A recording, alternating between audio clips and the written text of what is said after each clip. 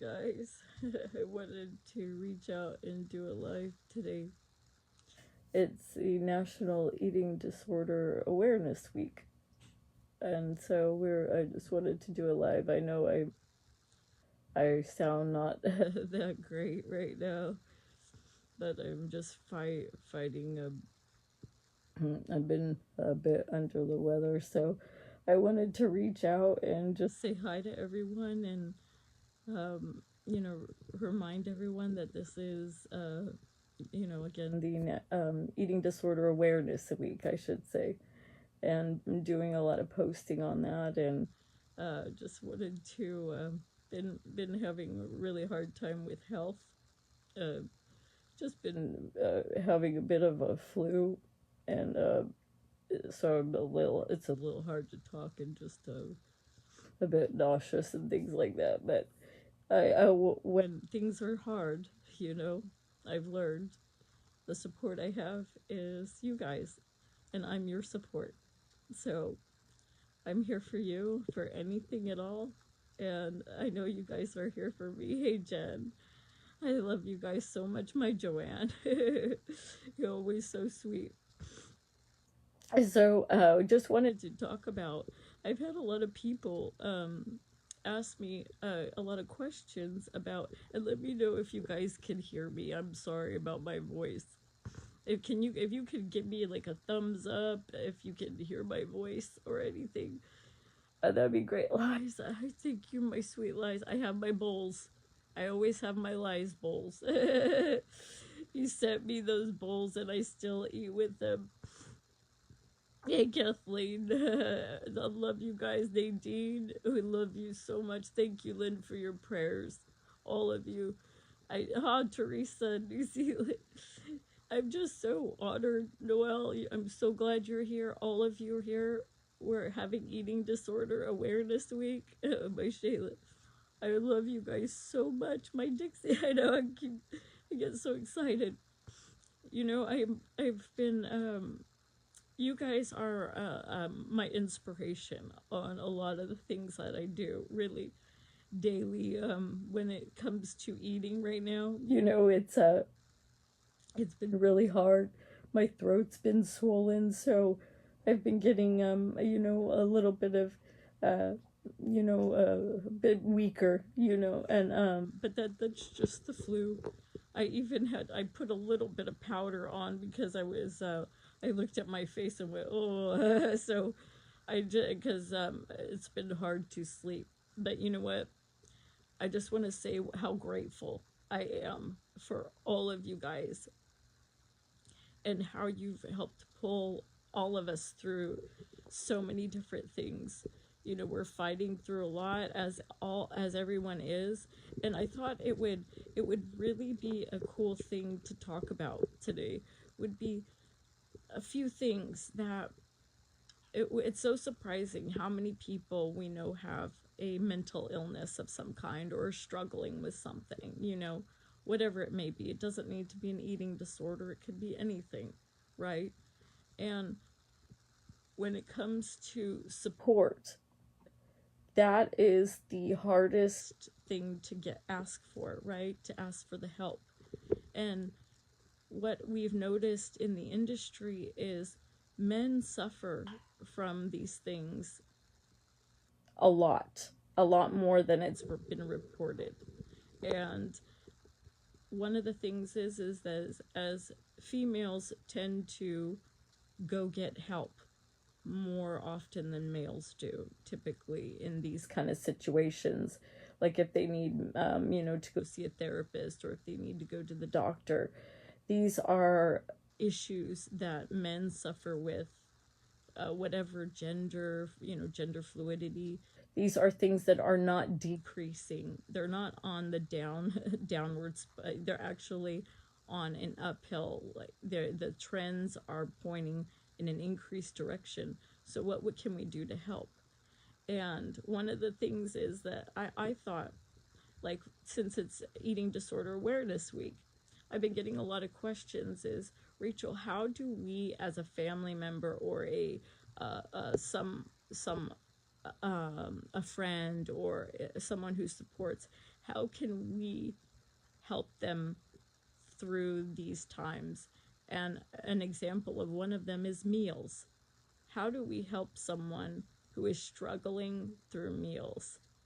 And I was just thinking of a couple things, and I was coming together with some ideas. One of the things that really helps, because I have people like my Dixie and Sweet Shayla going through things, and Christine, all of you guys, what I do is I was thinking of how would anybody out there, if you know someone battling through something, they could be suffering from a disease and they're having trouble eating, right? How, how do we keep them going when they really don't want to? Like right now, my appetite is shot. My throat is swollen, my appetite, it's really hard to eat. So what happens when uh, it feels impossible to eat, not already with your head, but your body? So thinking of things that are easier on the body and what we can do about it. One of the things that I notice that I really enjoy is when I'm eating, I love when people are eating with me. That's one of the things that is important. A lot of times in treatment centers, when you're one-on-one, the person is like the therapist sometimes or whatnot. If it's not in a group setting, they're staring at you eating. And I find when I'm eating with someone, it's much more enjoyable. It's not it's not so scary. So it's more pleasant, it's like a social thing. There's already fears and false prophecies that we're fulfilling in our heads already. So that real tight support, not talking about the food, just engaging in that connection. If it feels fake, like we're talking about, oh, how's the weather? How's, like things that aren't, you know, um, as connecting, we'll get wrapped back up in our heads of what we're eating. So that kind of like light conversation, of course, nothing like very serious, because emotions get wrapped up in this eating part. The other thing is, the one, like a couple things that are hard to do is, like I said, people tend to want to stare at someone who has an eating disorder eat. And I will tell you, as as a person who has, when I have been out in public to eat, we're not National Geographic. We don't like to be watched and glared at, especially while we're eating. It's not about being sneaky, like we're going to try to hide something. That does happen, though. People who have an eating disorder will do that because they're afraid. But it's about, you already feel like a freak, or I do. And to enhance it by being glared at or pointed at while you're eating is really difficult to. But I understand. I'm the one, and this is how I've had to go through a lot of people saying a lot of hard things to me, strangers in public and things like that. And the one thing that sets me straight all the time is that I know I'm the one that looks weird. They're just reacting, So I understand that it doesn't hurt me anymore like it used to. I used to come home or not go out in public just crying all the time because of somebody could be 3 feet away from me and go, "Oh, look at her," or "What is that? Is that your grandma?" I mean, things like that over and over. I tend to joke about it because if I don't have laughter in my life, I wouldn't be here. Rod makes me laugh so much, and we try to keep even the darkness we joke about. Probably more than would be appropriate for some people, but since it happened to me, I tend to be light about it. So that is really helpful, like creating a really warm, positive environment where the person isn't feeling like they're on trial. Because a lot of times that I've experienced in eating disorder centers, it was, for me, it was a very bullying environment. But that was my experience based on where I went. They're not all like that, and they've changed. I'm hearing some great reports about things, and and that's wonderful news. So the other one is, we need to like, I for me is, food had become become the enemy. So when people get aggressive with the food, that puts us in a backs us into a corner, because there is a fear that is very real to the person's head, to my head. It's a very real fear. I was trying to explain this the other day to someone. It's like, imagining the thing, you're like, some people are afraid of heights, some people are afraid of death, some people are afraid of public speaking, or spiders, snakes, whatever. If you've had, especially if you've had, and Shayla, you bring up a good point, if you've had a very traumatic experience or experiences, then you'll notice that those fears become way more manifested, right? And so imagine that you're out on that ledge, you're totally alone. You're like, if you're afraid of heights, you're out on that ledge, nobody's around you, and you're on a string you're standing on, and people keep blowing the wind at you, like trying to distract you to make you fall. That's what it feels like. That, that feeling, that churning you get in the pit of your stomach, that terrifies. That's what it feels like for someone eating on a throughout the day, on a daily basis. And so those fears, we don't need to stoke them more. We need to squash them with logic, love, and support. I think those would be those top three that I would think that would be the most beneficial. And so that's what I was really wanting to put out there, just so that, we all learn a little something, or maybe it's a different perspective. And I want to pose something to you guys.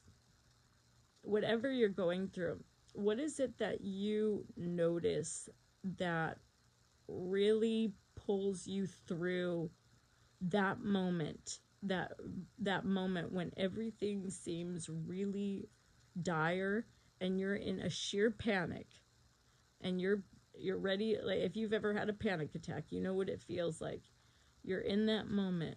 What talked you down? And that's the question I'd like to pose to everyone today. What is it that talks you down out of that intense moment? Mine is, well, oh, someone is, well, hello there. Hello. Someone came to say hi. I'm always late to work. Oh, I'm not going to breathe on him. You like my scarf? It's my sock here. But Where's their dog? No, I had it over here with what you were saying and everything, and I for one, I just want to chime in and say that over the years of trying to, you want to get me sick? No, I'm trying not to get him sick. My immune system is strong. No, I found out, like, any type of frustration or anger or fear or anything negative, really, it perpetuates. If I project that onto Rachel, she'll end up getting more and more, like, in deeper water psychologically. So I'm trying to keep everything positive. And which I have been able to kind of feel better about my own situation and through with what she's going through. It's been very nerve-wracking over the years, but progressively I'm finding more and more ways of combating it. So I just want to also say happy Eating Disorder Awareness Week as well. Oh, And Rachel is, we have our dog that's trying to attack here. oh my gosh! Well, he just wants to see Mr. Toby. Oh, jeez. No, Okay. Apparently, we're doing all three of us in this show. Oh, he wants a family show. He wants the family Toby's. show. Oi, okay. I gotta tell you that this dog is very, very intelligent, not only mentally but emotionally, and he senses whenever she's not feeling well. Oh. And same thing with Copper too. Oh my goodness. What are you doing? Oh, Photobombing? Christine, I'm so Photobombing? sorry about Photobombing? what you're going through. Oh, you sweetheart. I wanted to, what you want to know, this is just a really cool thing to, story. You know, this Tobernator has saved my life.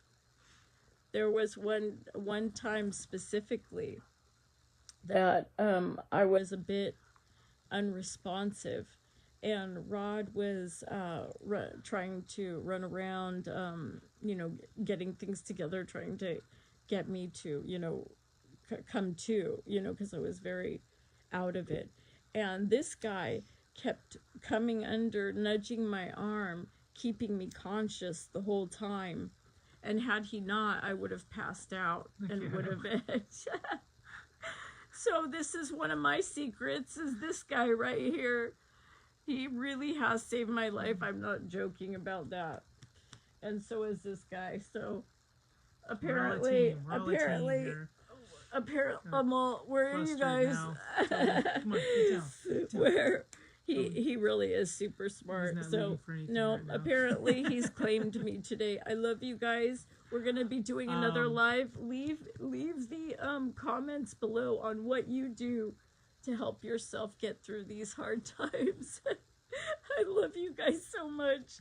Thank you for cheering us up, and I hope we cheered and brought some love into your life, and we're going to keep it up. God bless you guys. I love you so much. Flip it around, poop those unicorns, and crap those rainbows. Happy Eating Disorder Awareness Week. We'll see you soon. Easy, Toby.